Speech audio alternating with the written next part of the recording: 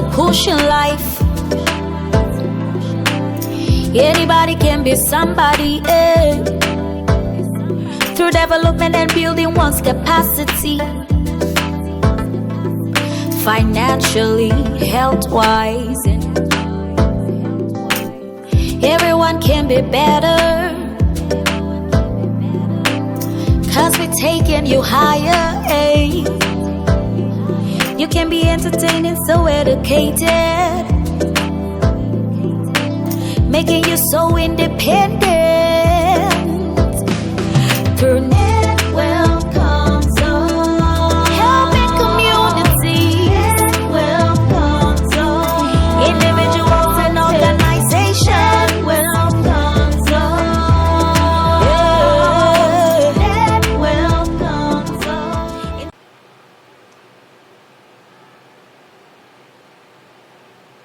Good evening, Plateau. Good evening, Nigeria. Welcome to this evening's Friday edition of your program, Netwealth for Life and Living. And I'm your host, Dr. Kingsley, Okonoda. I'm a consultant psychiatrist and a certified management consultant, and I'm the Chief Executive Officer of Netwealth Consult and the Medical Director of Netwealth Center for Addiction Management and Psychological Medicine. You're already acquainted with our program that Netwealth for Life and Living. It's an initiative of Netwealth Consult to help you acquire the mindset, attitude, and aptitude that you need to make a success in any and every area of your life, be it business, career, marriage, politics, and even governance. We also help you to attain and achieve a sound mind so that you can live the life of abundance that you desire. On today's program, we shall be talking on the mind of the rapist. The mind of the rapist. There have been a number of cases that have been going on rape in Nigeria. In fact, we could say that rape is an epidemic in Nigeria. Why do I say so?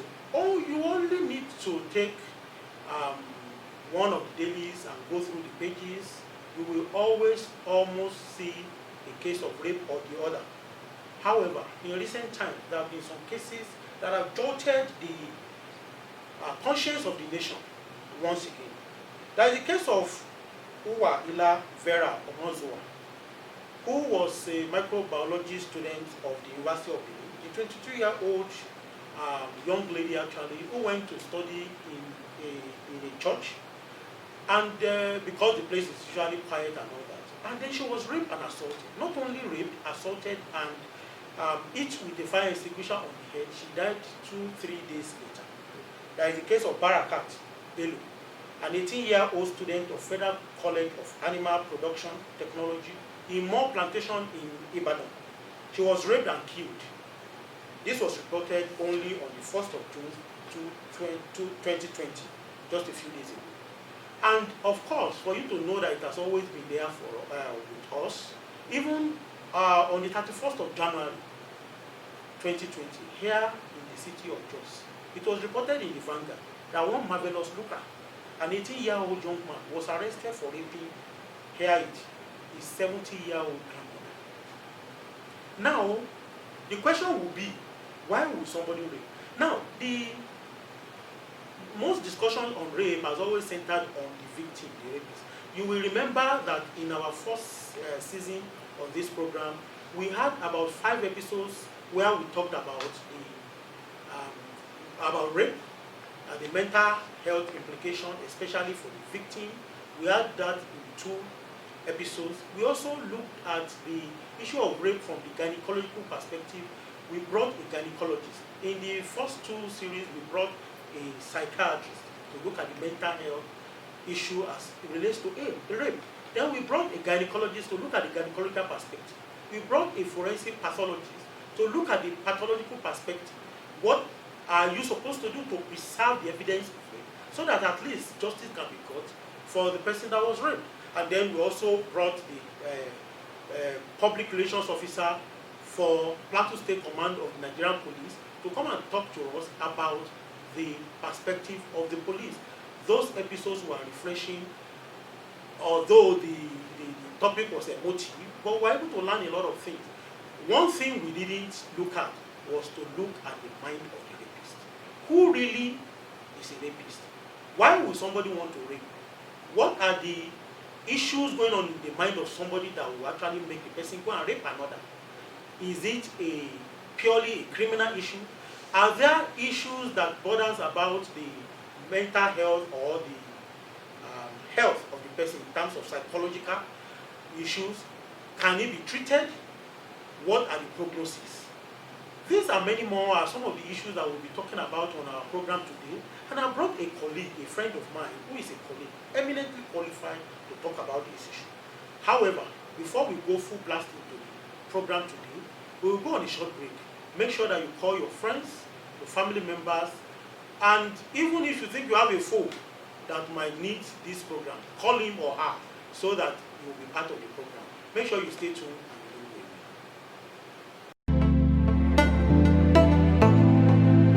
away. Netwealth comes out.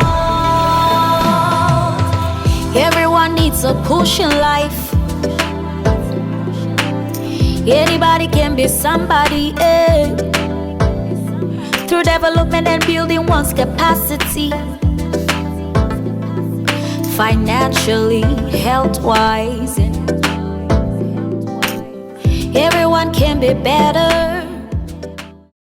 My name is Dr. Kingsley Okonoda. I'm a consultant psychiatrist and certified management consultant. I'm the Chief Executive Officer of Netwealth Consult Training and Development. At Netwealth Consult, we help individuals, organizations, and communities to actualize their potentials, to cope with normal stresses of life, work productively, and make meaningful contributions to society. We do this through our training seminars, workshops, and conferences on the issues of mental health promotion, peak performance, management consulting, and personal development. Among trainings, seminars, workshops that we have done for individuals and organizations like this, Netwealth Consult also holds the Strategic Planning and Goal Setting Seminar in the first week of January annually, as well as the Financial Independence and Wealth Creation Seminar on the 1st of October every year. We also have the issues of mental health promotions on the 10th of October, which is the World Mental Health Day, as well as the 26th of June, the International Day Against Drug Abuse and Illicit Trafficking. We invite you to avail yourself of any of our trainings, workshops, and conferences at Netwealth Consult so that you can have the life of abundance that you deserve. Thank you very much. Netwealth comes out. Everyone needs a push in life. Anybody can be somebody. Our guest today is Dr. Aishatu Armiyau. Dr. Aishatu Armiyau is a consultant forensic psychiatrist at the Jos University Teaching Hospital, and she is a fellow of the Medical Brigade College of Nigeria in the Department of Psychiatry. She's also a fellow of the West African College of Physicians in the Faculty of Psychiatry. She is one of those people I used to call double star general because they have both fellowship of both colleges. She also has a master's from the distinguished University of Liverpool and a lot of other things that she will want to tell us herself. So, Dr. Aishatu Armiyau, welcome to the program. Thank you. Good evening, Plateau. I am Dr. Aishatu Armiyau, as my colleague has said earlier. I am a medical doctor, specialist in mental health, and then I subspecialized in forensic psychiatry. Yes, I have a master's degree in forensic psychology and criminal investigation, and I still went ahead again to do a PhD in forensic psychiatry. So I am a doctor of medicine and a doctor of philosophy.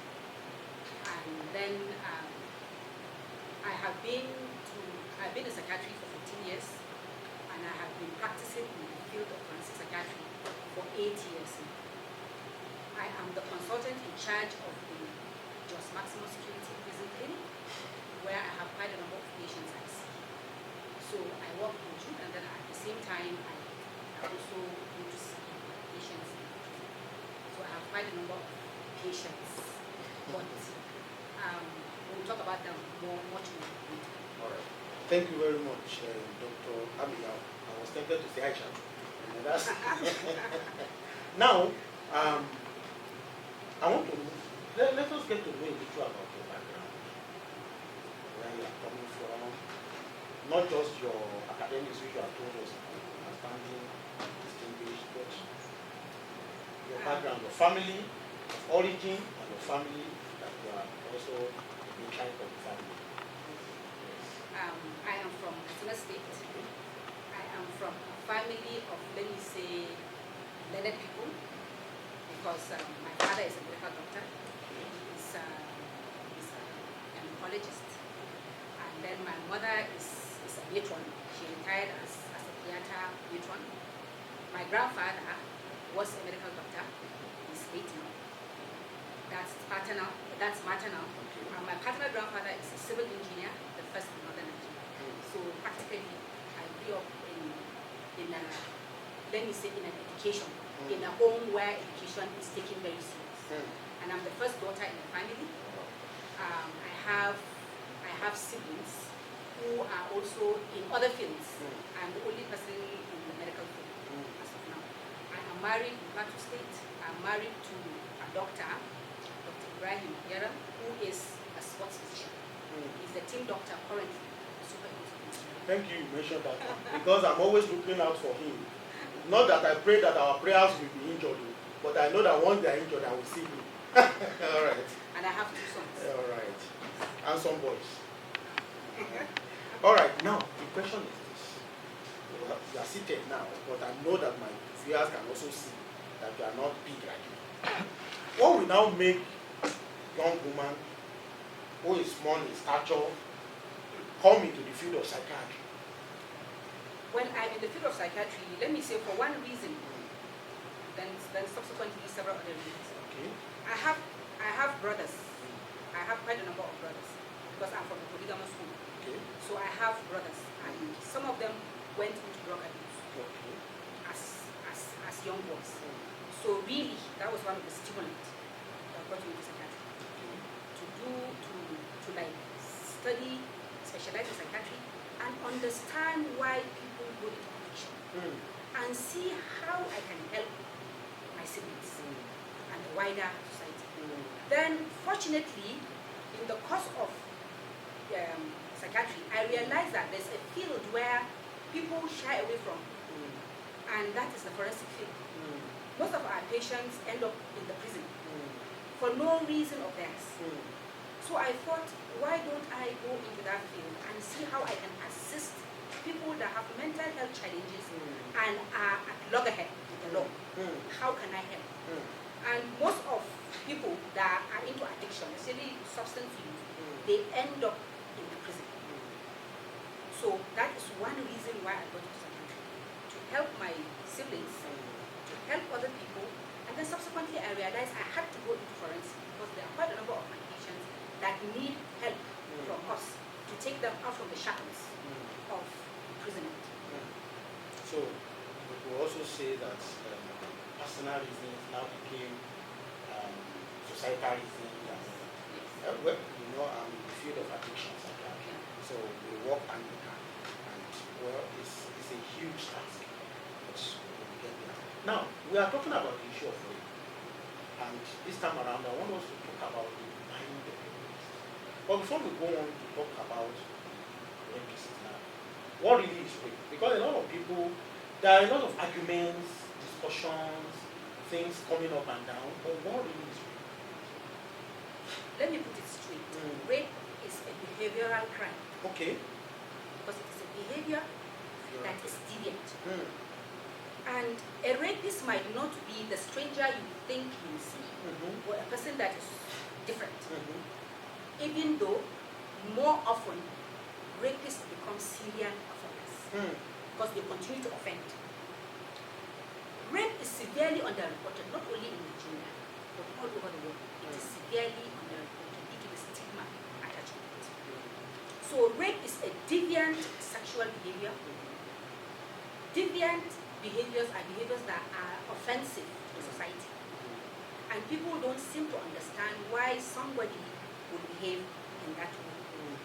So, and this behavior at the end of the day results in violence because the offender end up causing physical harm, not only psychological harm, but physical harm to his victim. Okay. And once you have physical contact with a victim, and it leads to any injury, it becomes a violent crime. So rape is a sexual offense, and we have sexual offenders who are rapists, even though there are other category of rape. There are other category of sex offenders. It's not only rape, there are other offenders. So going by the statistics of rape, in 2017, in Nigeria, there was an estimate of 2,278 rape cases, with a 19.5% coming from Lagos. Okay. 449 came from Lagos. And just recently, there is a news that in 2019, Hisba reported 606 cases of rapists in Sokoto State alone. 606 cases of rape in Sokoto State alone. But funny enough, despite all this rape that we are hearing, they're mostly anywhere heard on the media because we don't really hear them. Maybe apart from me and him, maybe we see people that come to us about with that kind of case. But usually people hear rape from the media. Despite all this, Nigeria is not in the list of countries with a high incidence of rape. By the way, Africa is the top 4 in the top 10 countries with the highest rate of rape. 4 African countries top it. And South Africa is on the list. It is the top, #1 in the whole world with rape. Followed by Botswana, Lesotho, and Swaziland. And for your information, Africa is the second continent with the highest rate of rape in the world. That is following North America. And Asia is behind us. Despite all the cases of rape we hear from Asia, Asia is actually behind Africa. I also think that India was the rape capital. No, until South Africa took is over. the rape capital of the world. I know that South Africa took over. Yeah. But there used to be a lot of rape cases in India until eventually South Africa took over. Yes. Now, if you are now saying that the whole of Asia is behind Africa, it's alarming. Meaning that the top 10, in the top 10, the first 4, 1, 2, 3, 4 African countries. South Africa, Botswana, Lesotho, and Swaziland. They are the top 4 in the world, the top 10. So South Africa is first, Botswana is second, Lesotho is third, and Swaziland is fourth. So in the whole of the world, African continent ranks second, following North America. And Asia is right behind us. And in the top, I think there are about top 80 countries, Nigeria was not there because we do not report rape cases to police. So you mean that it is not because rape cases are not rampant there, it is because we don't report. We do not report to the police. So in your experience, you think that that statistic is not doing justice? It's not doing justice because we have quite a number of rape in Nigeria. And let me tell you, I have been going to this prison for the past 11 years, but consistently 8 years now. I have tried so hard to get to study sexual offenders. Unfortunately, up to today, I couldn't get 30 of them in about 10 years. 10 years. Why? Because their cases usually end at the police station. All right. Where families come to say, let us cut it here, because of the stigma associated with it. I don't want my daughter, or I don't want my son, because it's not only women that are raped, by the way. Boys are raped. All right. Now, we have talked extensively about the victim. I know it's always a bunch. Most people want to talk about the victim, the act and the victim. But here is to make people understand who could be a rapist. What are the characteristics of people who rape and all that. But before we go into that, I want us to look into the misconceptions about rape. Because it seems from your introduction, you also said that the person that rapes may not be different from you. So what are those misconceptions, or what we call myths, that are usually associated with rape? You know, with the spark of the waves of rape, a lot of people come into the background and talk about rape. Okay. We don't have the knowledge of it. Yeah, it is an emotional thing. It is a very sad thing to happen. So there are a lot of myths. One very sensitive and very touching myth that I hear. Up to this morning, I was challenging somebody on that women ask for sex because of their dressing. Because of their dressing. Because of the way they dress. Alright. So they ask for it. That's why. Some say they enjoy being raped. Women enjoy being raped. It's another myth. Women are raped by only strangers. Alright? Women are raped by only strangers. Women can avoid being raped if they can stand on their own. How do you stand on your own in the context of you alone in a lonely place with a person that is no powerful? You know, all those are all myths. Women cry for revenge of rape from powerful people. So that means that they are... So that means that it's a lie. They are not raped. They only cry that they are raped so as to ridicule the powerful person. Most people think rapists are crazy. They are psychotic patients. They are my patients. Most people think like that. Then people think most rapists are different. They are not like me and you. But unfortunately, almost all of this are not true. Even though one or two of them can be, but there's a circumstance that will lead to that. Most rapists are, 90% of rapists, by the way, are people you know. Known to the Victims know 90% of their rapists. So they are not strangers. They are people they know. They could even be family members. They could be father. Because there's a case where a 13-year-old girl was raped by her father and her brother, and she got pregnant. So a rapist can be a father, a rapist can be a grandfather, a rapist can be a brother, a rapist can be a neighbor. Like a grandson even. Oh yes.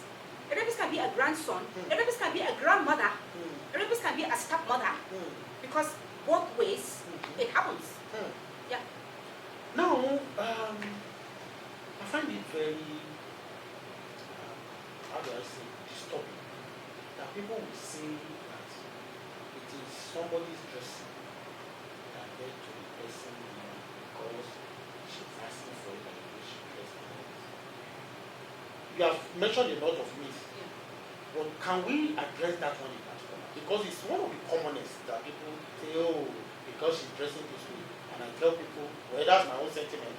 Well, I don't know, but I tell people, if somebody decides to dress looking around the town, everybody is seeing the person. Why are you the one that believes that you are the one that she's calling to come and rape her?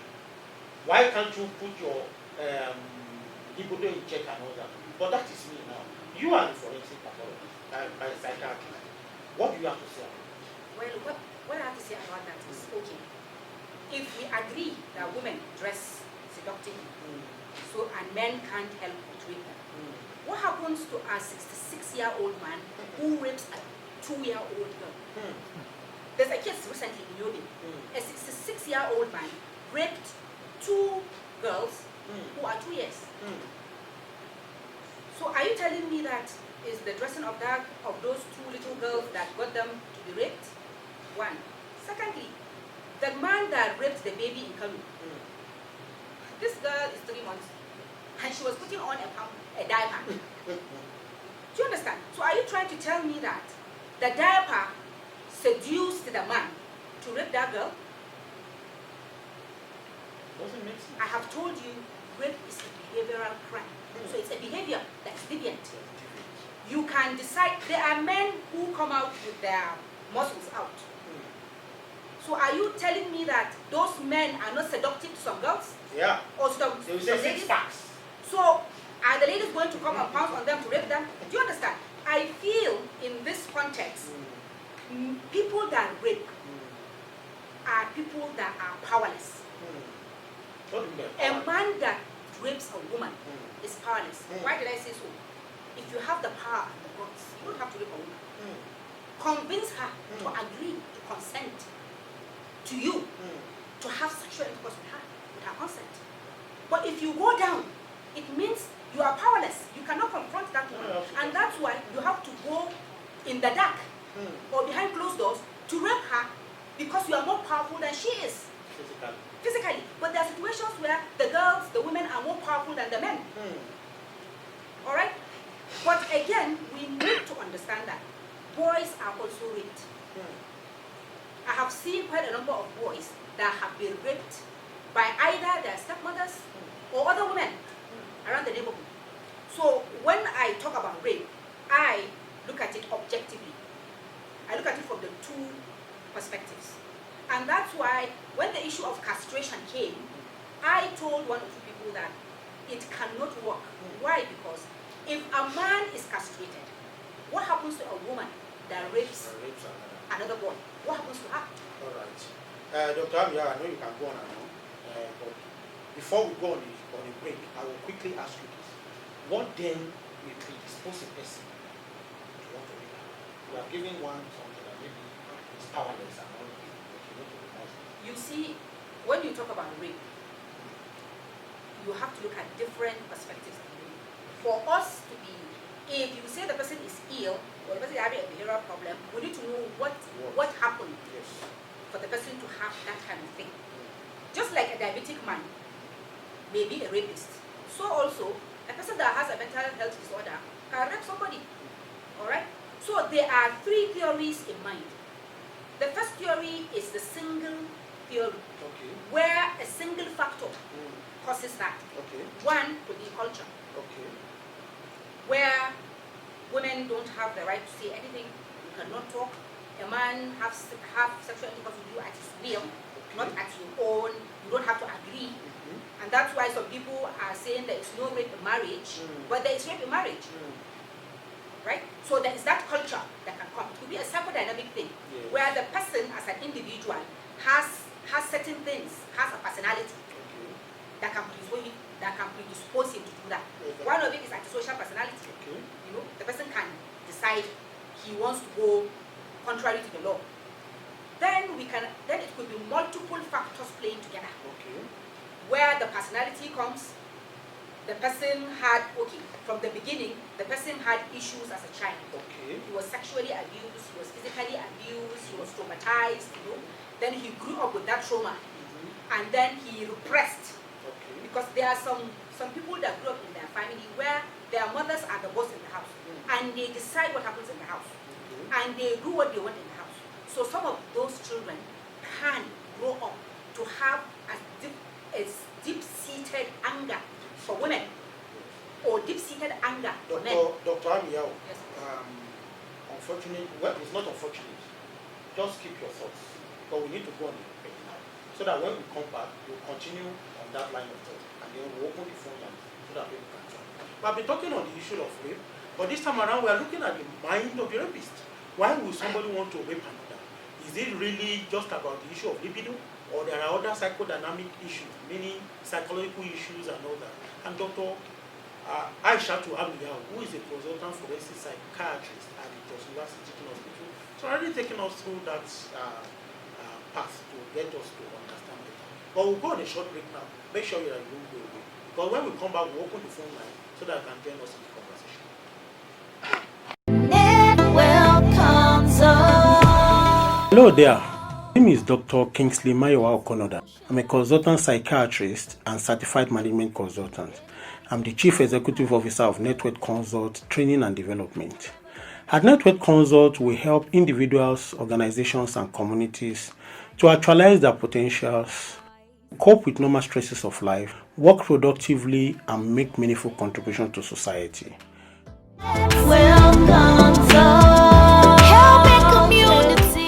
My name is Femi. I've been following Dr. Okonoda for a while, but last year, October 1st, I attended a seminar at Netwealth. I've been having great fears in starting up a business, which I had lots of plans. They were just on paper. But after I came to the program, he said some things that just made me forget about my fears. My business has started and it's doing very, very well. At Netwealth Consult Limited, we invite you to avail yourself of our trainings, workshops, and conferences so that you can have the life of abundance that you deserve. Thank you very much. Netwealth comes up. In total health and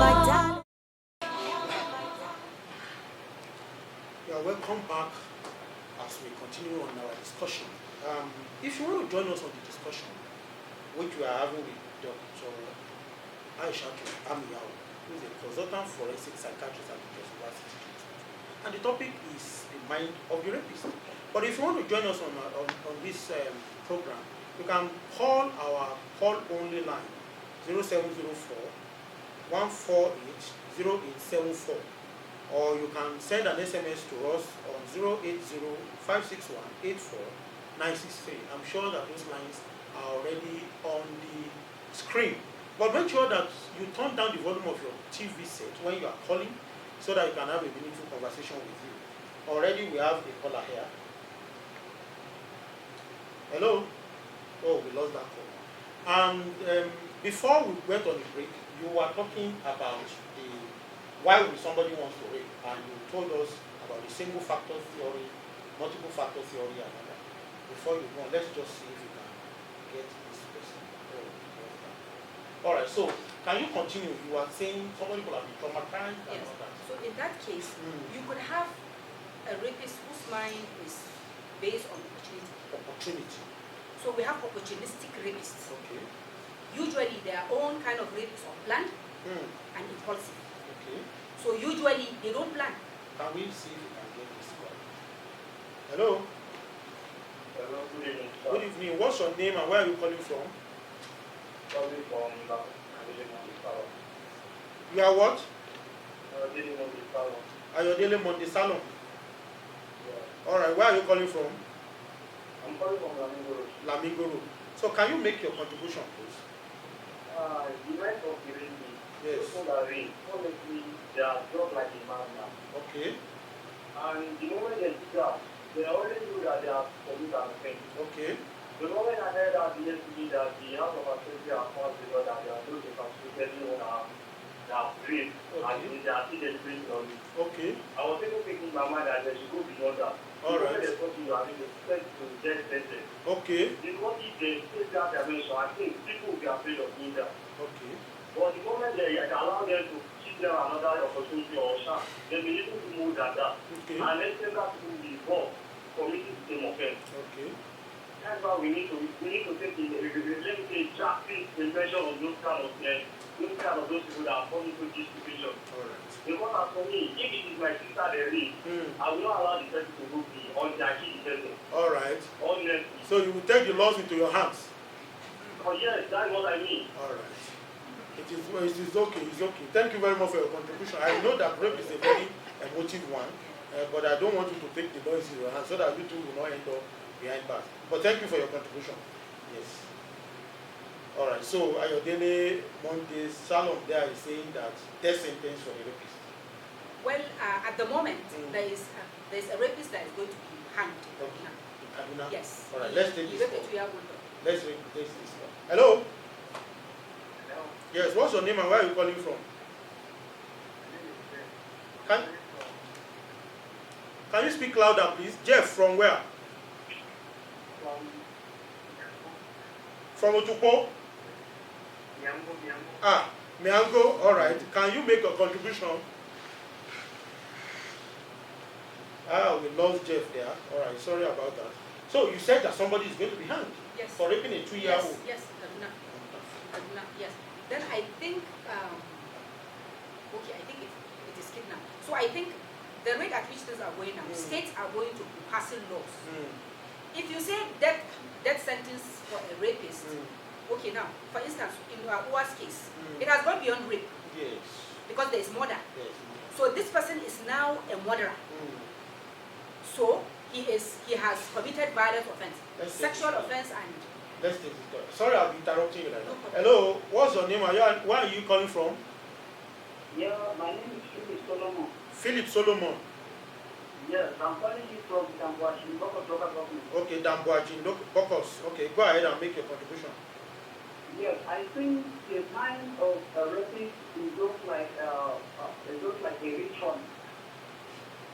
Okay. Some people rape a small girl just because they want to make some money from Armiyau water. Like a ritualist, okay.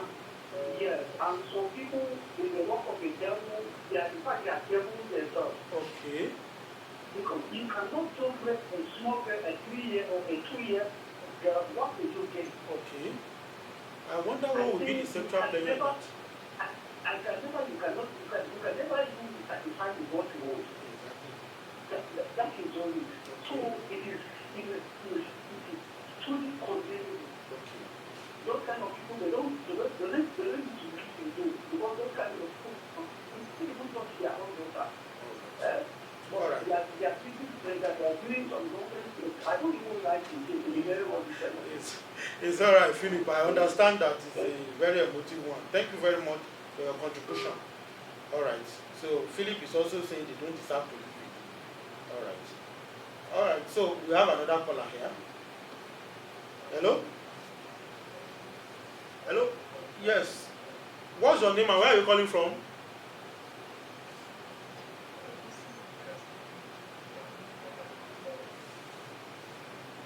This person is not calling. All right. So call. So you are talking about rape now, leading to sexual violence and murder. These are anger. We have opportunistic rapists. We have Opportunistic anger rapists. Yes. Who are bent on causing harm Okay. to the person. Okay. Because they are very violent, they are very aggressive, and they end up causing physical injury Okay. to their victims, which at the end of the day could result in death. Because you rape a young girl and you hit her with a fire extinguisher. it doesn't make sense. Then we have sadistic rapists. Sadistic rapists. Sadistic rapists. Okay. Those are people that have pedophilia, paraphilics, and these are people who are bent their own sexual fantasy. Unfortunately, you have older people whose sexual fantasy is on children. On children. Can you hold yourself, please? Let's see if you can. Hello? Hello? Yes, what's your name and where are you calling from? My name is from, and I'm calling from Bangladesh. Okay. Can you go on and make your contribution? My sister was raped, Okay. and they bring the case to police station, Yes. and they did not do anything about the kid they buried today.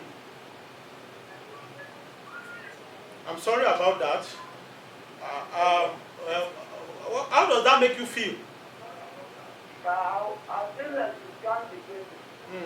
It's okay. However, because on one of the programs that we had here last season, we brought a pathologist who took us through how we can preserve evidence, because the law courts we always ask for evidence.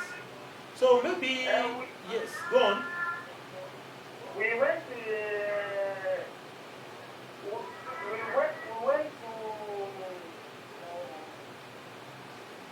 to John yesterday. Okay. And they said that we are going to feeder office. We went to feeder office yesterday. Okay, you went to feeder office. Okay, so yes, they say that they are going to act on it. All right. So okay, so well, I'm going to get across to you so that we can get to know the state of the case as we go on. I'm sorry about your experience. All right. You are welcome. All right. So you are telling us about the mind of the rapist. We have sexual rape, we have opportunistic, we have anger, we have sexual rapists who are full of sexual fantasies, and some of them will be older men fantasizing with young men. Okay. Then you can have sexual non-sadistic rapists who are fetish. Like if they see the toes of ladies, just the toe of the lady can stimulate sexual fantasy, or underwears. So some will just go and get the underwear. People go to houses to go and steal, but they only steal underwears. And they'll be sniffing the underwear and they'll be having their sexual orgy. Recently, I think in one of the states, there was an issue where girls cannot hang their underwears outside. Once they do that, they come and they don't see it. A man picks it. Hello? Hello? Oh, we lost that call. All right, so all those things can lead to rape. Then we have sexual sadists. Okay. Those ones, they just do it to humiliate the woman. Let's take this. Hello? Hello? Yes, what's your name and where are you calling from? My name is Lizan Arinza. I'm calling from the East. Okay, Lizan. Okay. Yes, Lizan Arinza. Okay, Zangaring from Yes. Just East. Yes, Church Village. All right. Can you make your contribution? Yes, my contribution is that this issue of rape, what is going on in Nigeria, I don't think the people are ready to defend the poor people, because most of the cases, if your sister or your daughter has been raped, if you are poor, there's nobody to stand for you. Even if the case sent to police station, that's where the case will end. But if, for example, you have money, you can fight for yourself. Because what I understand is that there's no people to fight for rapists in Nigeria. People have been suffered from this issue. Okay. All right. Thank you very much, Izan Karim. Thank you for your contribution. However, we also want you to get to understand the mind of the rapist, so that we can do something to actually try to prevent them. So you have talked about the number of them, the sadistic, the opportunistic, and all that. So the question will now be that, what can anything be done for this set of people? Well, I can say yes, but you cannot do anything if a person doesn't come out to tell you that he's a rapist. Do you understand? All right. Can you hold your thoughts? Yes. Hello? Oh, we lost that call. So, if a person is taken as an offender, Yes. he is caught in the act and is arrested, Yes. you work in the prison, although you say you hardly see them because of whatever. Yes. Can anything be done beyond just... After all, the prison is supposed to be a... What do they call it now? Rehabilitation place where they get rehabilitation. Even the prison services have been changed to what now? It is not prison service. It is correctional. Correctional. Service. So it's supposed to be correctional. Yes. So correctional service. are there services that can actually correct them psychologically? Yes. Okay. For a person that is okay, the first thing is why did the person leave? You need to understand that. Dr. Armiyau, please hold your thoughts. Let me see if you can hear this person. Hello. Hello. Good evening. What's your name and where are you calling from? You are who? Comfort from Lamingo. Can you make a contribution? Yeah, talking about refugees like a friend that you know very well. And you have been friends with that person for very, very time. And he made me really take it to be a very good friend. Yes. But at the end of the day, before he got with somebody that was his friend. Okay. About that. What do you say about somebody that is a very good friend, but eventually turned out to rape a friend? You know, the human mind is complex, Yes. right? Yes. He's a very good friend, yes. But maybe deep down, he has some feelings Okay. for you without you knowing. And he got the opportunity. So And he took the opportunity. So those are opportunistic rapists. Okay. He took the opportunity because it's not as if he's ill. He's not ill. He took the opportunity. And most of these people, most people that rape, I have rescued 3 or 4 people from rapists in their family. Not that I saw them, but the behavior I saw, I was not very comfortable with it. So I intimated the mother to take a good look at what is happening. I think there is something wrong with what is happening in the house. And your daughter might not tell you, but there's something going on. And 2-3 months later, she called me and said, "Doctor, you were right. You were right." Because sometimes things go on, you as the individual might think, okay, he's my friend, so he might not harm me. But when 1 or 2 things happen, you should use your... Dr. Armiyau, let's take this call. Hello? Hello? What's your name and where are you calling from? You are who? Okay, Tinko Peter from University of Jos. Really? Alright, can you go on and make your contribution? Sir, the issue of rent, many reasons can account for it. Okay. Hello? Go on, we are listening. I said many reasons can account for this. All Yes. this issue of rent. Yes. Hello? Go on, can you go on? Just make your contribution. You know, I saw somebody expose my somebody on social media. Okay. And what the person said, Yes. you know, from the other, like trying to bring religion into the country. All right. He said, girls from the other part of the religion, they dress immodest. Okay. You understand me? Yes. And unfortunately, for all the cases we are getting, all the religions are involved. You know, the two major religions in Nigeria are involved in the country. Yes. So the thing is that people should be given more advocacy. And injury to one is an injury to all. Exactly. Whenever it happens, someone will say that's how the family is. They give to say the girl is not something got up. So it's always about blaming the victim. Please, people should be given more advocacy. Okay. Hello? Yes, go on, yes. You have made a point. People, in fact, you should go down to the grassroots. All right. Inform people, both the age and the young, about the aftermath of all these things. All right. Thank you very much, Tim Cole. Thank you very much. You have made the contribution. You are in the University of Jos. Are you a lecturer? Hello, sir. Hello, are you a lecturer? Hello?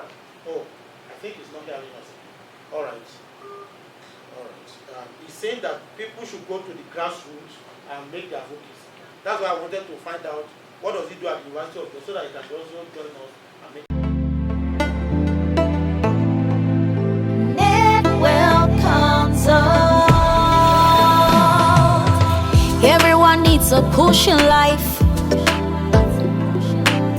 Anybody can be somebody, eh? Through development and building one's capacity,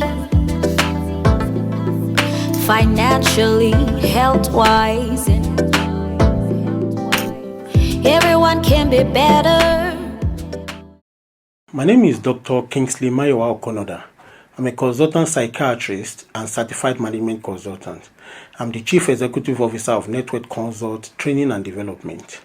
At Netwealth Consult, we help individuals, organizations, and communities to actualize their potentials, to cope with normal stresses of life, work productively, and make meaningful contributions to society. We do this through our training seminars, workshops, and conferences on the issues of mental health promotion, peak performance, management consulting, and personal development.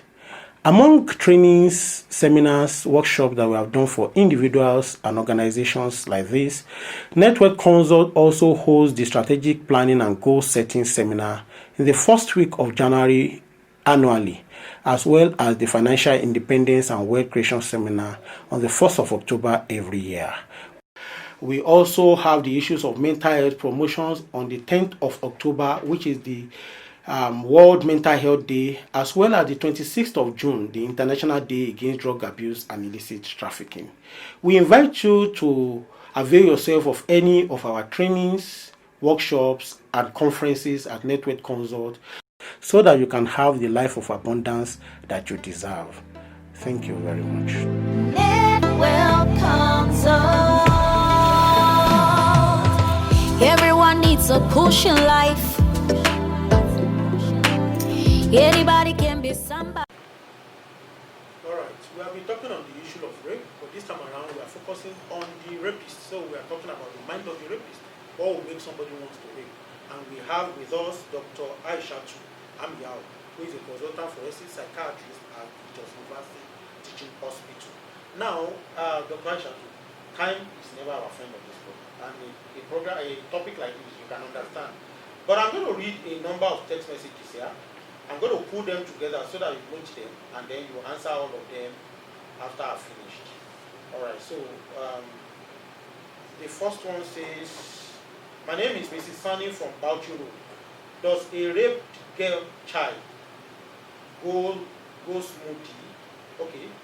Can it be moody? Yes. What is their major features if they are being raped?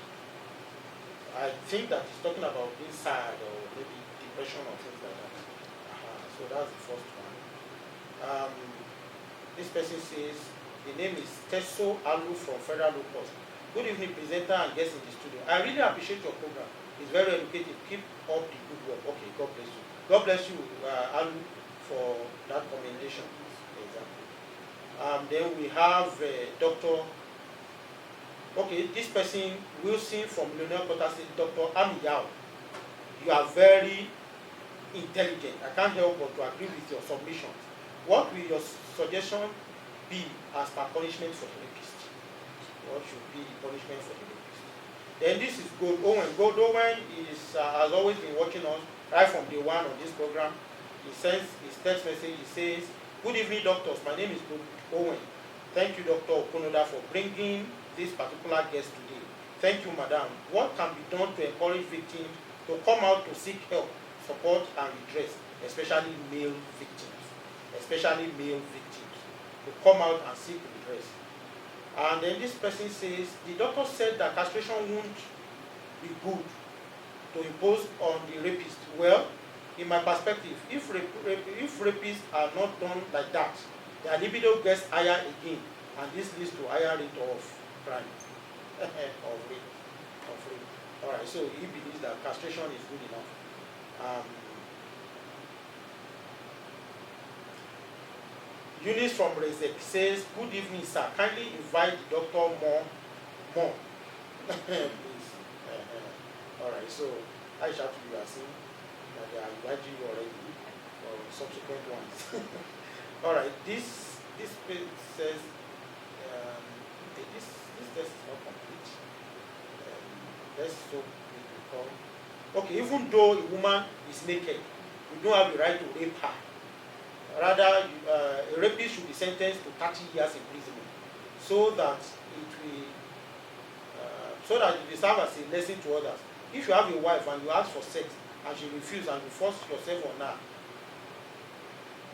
her, is that rape? She's your wife. So JJ is saying, if you have that you force your wife on yourself on your wife, it's not rape that she's your wife. All right. Now, Hitler from Keka in Jos East says fashion is a foolish model, and most ladies are fashion bloggers. Parents should always monitor their words, not to wear the seductive wears, which sometimes these wears are being brought by parents that were attractive. All right, so Hitler believes that it is the dressing that attracts the thing. I think that's part of the cognitive distortions that we will talk about. Now, it says this person did not put a name. Please, next time you are sending your text, you should put a name. But he says, it's interesting, let me just read it for today's sake. He said, "I've come across a guy who confessed that he derived sexual satisfaction for wearing women undies. He confessed this after he was caught. He pleaded and that he needs help. How can this person be held?" It's one of the topics I teach. All right. This person says, "I am Abu A. Precious from Lamingo Road. The case of rape should be well handled and proper statistics should be captured. This program is interesting. Thank you very much, Abu." All right. So this person says, "Please, sir, can I have your number?" All right. We will get to that. You will get the number. So please, can you quickly answer these questions as we round up? Does rape a young child that is raped, if you are very conversant with your child, you'll be able to notice some differences in the child. Okay. Yes, the child can be moody. The child will be isolated, withdrawn, and keeping to herself mostly. Okay. So you need to understand your child very well to be able to understand when certain behaviors are out of context. Okay. Yes. So they can be withdrawn. All right. Then punishment for rapists. Personally, punishment for rapists should be long-term jail term. Okay. Long time jail term. Okay. And for those that have committed rape and have killed, that's third-degree murder, they should either go on life sentence, or if it's first degree, they should be killed. Okay. According to the law of the land. According to the law of the land? Yes. Long-term jail terms or life imprisonment. All right. Then, yes, about male child. You know, the problem is the way we raise our children. We make the boys, you would train a male child differently and a female child differently. So the male child already has that thing of power. Yes. And I cannot cry. Even if I am not, you know, I shouldn't cry so that the girls will not see me cry. No, allow boys to cry. Allow boys to talk. Tell them allow them not to take what does not belong to them. Tell them that, see, if anybody comes close to you, doing anything wrong, tell me. Pull them close, just the way you pull your girl children.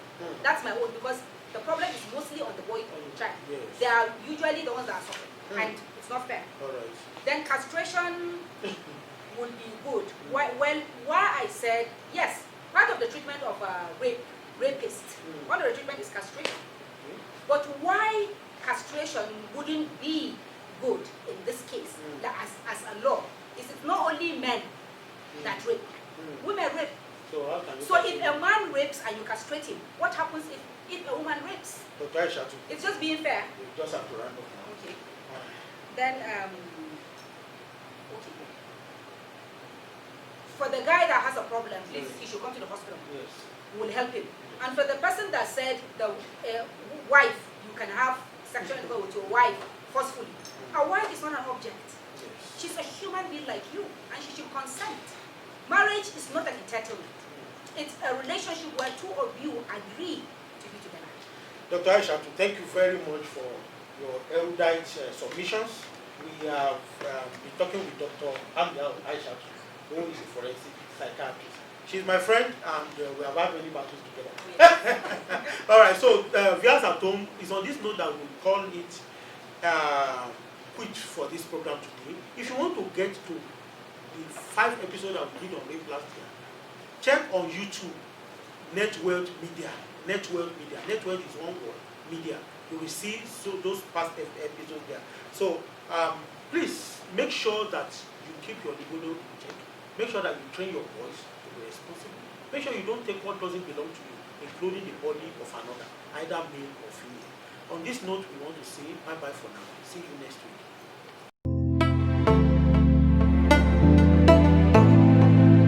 Netwealth comes up. Everyone needs a push in life. Anybody can be somebody, through development and building one's capacity, financially, health-wise. Everyone can be better, 'cause we're taking you higher, You can be entertaining, so educated, making you so independent through